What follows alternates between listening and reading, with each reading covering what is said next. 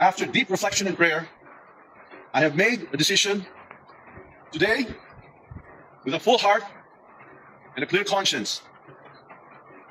I tender my resignation as Speaker of the House of Representatives.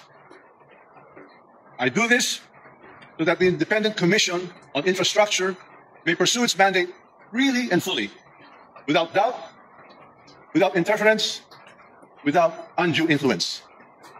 Walang pipigil, walang makikialam. Let the truth emerge, and let justice be done.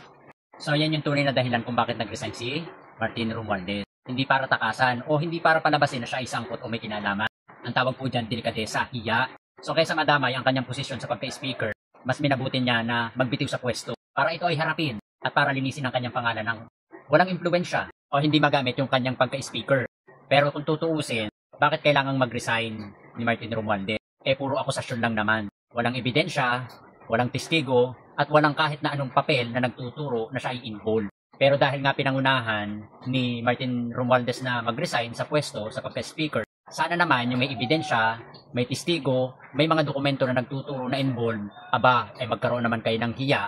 Huwag niyong panindigan na pagiging makapal ang pagmumuka. Mag-resign na din kayo at magpa-imbestiga. Dahil imagine niyo, si Speaker Martin Romualdez na puro akusa, wala namang matibay na ebidensya na nagtuturo na ito ay involved, pero nakuha niya na mag-volunteer na mag-resign para harapin ito.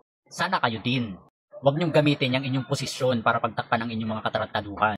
Harapin niyo, linisin niyo ang pangalan niyo nang hindi ginagamit ang inyong posisyon. Magbitiw, mag-resign at harapin. Linisin niyo ang pangalan niyo ng patas. Hindi yung lilinisin niyo ang pangalan niyo, ginagamit niyo ang inyong posisyon.